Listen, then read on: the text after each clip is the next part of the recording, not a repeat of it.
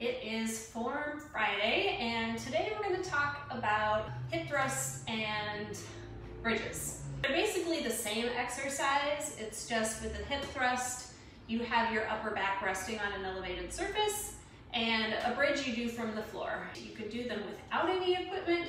However, I do really recommend that you have a resistance band or even a belt will work to give you some resistance on your legs so that you can press out and really get those glutes firing. Doing it without the band can make it a little bit harder to really get into those glutes. So even if you just have a belt that you can wrap around your thighs and fasten. So we're gonna start with the hip thrust. That's a really excellent place to start, even if your goal is to do bridges from the floor. It's a little bit easier because your upper body is elevated, and I find it's a little bit easier to get the glutes to really fire well here. So it's a really excellent place to start. So I've got a medium weight, small resistance band, and I'm just going to put that just above my knees here. Want to make sure it's not on my knees because I don't want to add stress to my knees, but I'm just going to put it just a little bit above. I'm going to use my bench for this.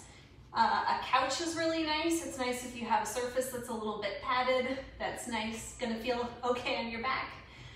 You could also use a folding chair, a regular chair. If all you have is a hard surface, you could put a cushion, a folded up towel over it to make it a little more comfortable. So what I'm going to do is I'm going to put my feet about hip width apart, and I'm going to press straight out to the side into the band so that I get my knees about hip width apart. This bench is a little bit high and I'm a little bit short for me to be able to come up from the floor, so I have to lift myself up a little bit, but basically I want the edge to be right underneath my shoulder blades. Depending on your height and the height of your surface, you might be able to come just from sitting on the ground. From here, I'm going to keep thinking about pressing outwards into the band. I'm going to tuck my pelvis under just a little bit so that my low back is nice and flat. And then I'm just going to press up my hips toward the ceiling and squeeze my glutes. Now at the top here, I want to keep my chin tucked and lifted so I can look down at my body and see that it's nice and flat. But doing that also helps keep my ribs down, helps keep my spine really straight. And then we're just going to lower down and repeat. So what you want to watch out for is that you're not letting your head drop, letting your ribs pop up, letting your back really arch. And you want to keep thinking about pressing out into the band so that you really get those glute medius muscles as well as the glute max firing.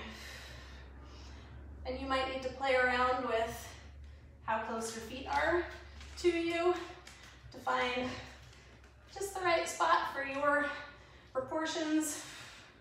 But I'm really trying to make sure that my spine is not changing shape, and I'm just kind of hinging at this point where my back comes in contact with the bench. If those are feeling pretty comfortable and good, and you feel like you're getting a good glute contraction, then we can come down to the floor. So I'm going to keep my band here. I'm just going to lay down with my knees bent, my feet flat on the floor.